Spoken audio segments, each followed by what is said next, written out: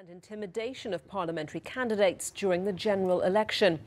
One MP suffered an anti-Semitic attack and another was targeted by racist graffiti and repeated death threats. Shadow Home Secretary Diane Abbott says she's been the victim of racist abuse, including use of the N-word. She spoke about how the abuse affected her and her parliamentary staff.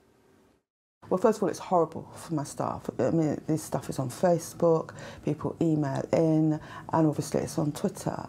And it is demoralising for me because of the volume.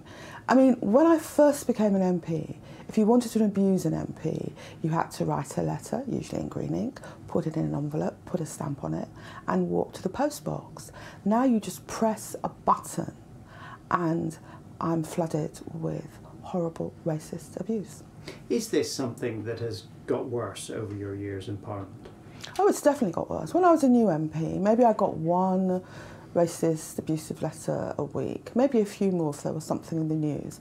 But now we're seeing this stuff every day in volume, and it's very upsetting for my staff and also very demoralising for me. And yet we as a society like to think of ourselves as becoming more tolerant in general, and certainly less tolerant of things like racism. That would seem to suggest that it's going the other way. I think generally we're more tolerant, but I think the advent of new media and also anonymity on new media has opened the floodgates for this type of abuse. It's not that these people were not there all along, I think.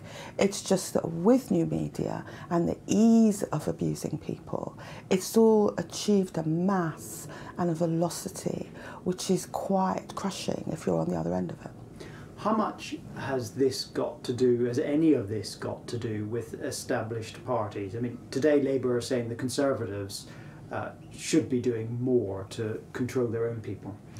I wouldn't blame any single party or any single faction of a party for this.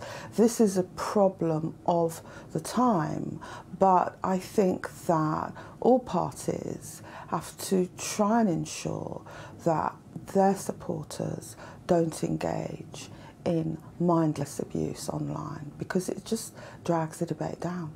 Is there anything a party can do other than say, please don't do it? I mean, can they take stronger action? Well, we're very clear in the Labour Party that if we find people, we're